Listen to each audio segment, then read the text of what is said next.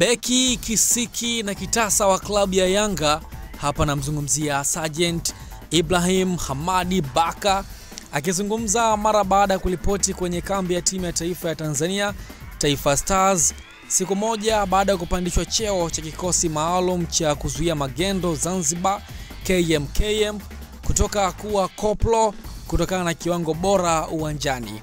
Akizungumza, Baka ameeleza kuwa kupandishwa kwake cheo kutaongeza chachu ya kupambana na kuitumikia klabu yake ya Yanga, lakini pia timu ya taifa ya Tanzania. Huyu hapa Baka akizungumza kwa undani zaidi. Kwanza ningependa kumshukuru Mwenyezi Mungu kwa kujalia hapa tulipo tukiwa salama na afya njema.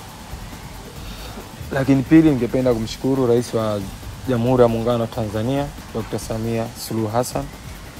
Pia nitoa shukrani zangu za dhati kwa Rais wa Serikali ya Mapinduzi ya Zanzibar Dr. Hussein Mwinyi.